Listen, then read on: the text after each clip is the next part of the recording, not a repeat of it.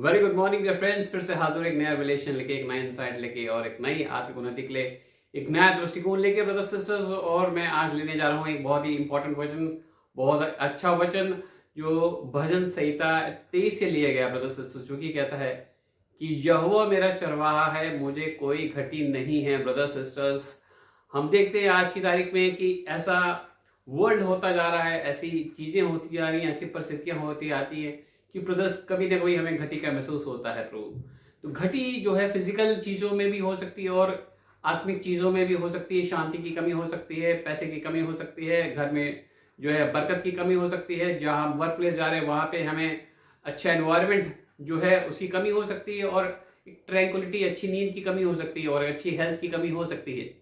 तो brothers sisters, इतना अच्छा वचन है ब्रदर्स सिस्टर्स, इसमें लिखा है कि यहोवा मेरा चरवाहा है, चरवाहा है। हम लोग आज की तारीख में अपने चरवाहे खुद ही बन जाते हैं।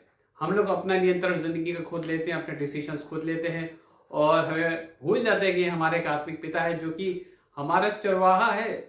वो हमारा भलाई करता है, उसने हमें पैदा किया, हम उसकी कभी सुधि नहीं लेते और अपने जिंदगी शैली को जीते रहते हैं और अंत में मर जाते हैं। और ब्रदर्स सिस्टर्स, हम ये भूल जाते हैं कि हमारा सारा प्रोविजन जो है आत्मिक दुनिया से आता है। हमारा जो भी पीस ऑफ माइंड है, हमारी ट्रैंक्विलिटी, हमारे स्लीप है, और सारा प्रोविजन प्रभु ने हमारे लिए रखा है। ब्रदर्स सिस्टर्स, अगर हम ये जान लें, हम अपनी चिंताओं को प्रभु के ऊपर डाल सकते हैं। हम अगर जान लें तो प्रभु से रिक्वेस्ट कर सकते हैं, आत्मिक पिता से रिक्वेस्ट कर सकते हैं कि हमारे चरवाहे बने। क्योंकि एक अच्छा चरवाहा वो होता है जो अपनी भेड़ों को चराता है, हरी हरी चराइयों में चराता है। इसका मतलब उसको बेस्ट से बेस्ट पास्टर्स में लेके जाता है, उससे अच्छे से अच्छा खाना देता है। और जब अंधकार की शक्तियां और जब दुश्मन की जो जो तीर होते हैं, जब भेड़ों पे आते हैं और दुष्टता की ताकत आती है उसके ऊपर, तो एक अच्छा चरवाहा अपनी भेड़ों को बचाता है। उसी तरह हमारा आत्मिक पिता, हम जब उसके जो है भेड़ बन जाते हैं, हम उनको चरवाहे अपना समझ लेते हैं, तो वो हमें अंधकार की शक्तियों से बड़ी अपने दाहिने हाथ से बचाता है, और जो है हमें बड़ी प्रचंड रूप से शक्ति देता है, और हमें ये हयात देता है कि हम इस जीवन शैली को, एक जो दुष्टता की ताकतों को हराते हुए एक अच्छी जीवन शैली जिए।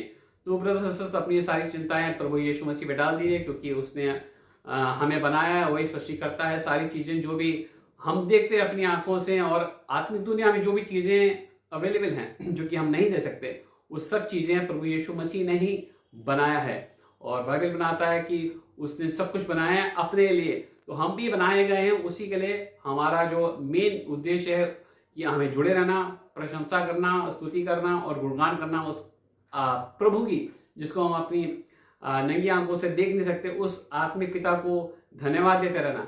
हर परिस्थिति में जब हम धन्यवाद देते हैं तो हम देखते हैं कि प्रभु का जो काम करने का तरीका जो है, जो संसारिक दृष्टिकोण से नहीं चलता।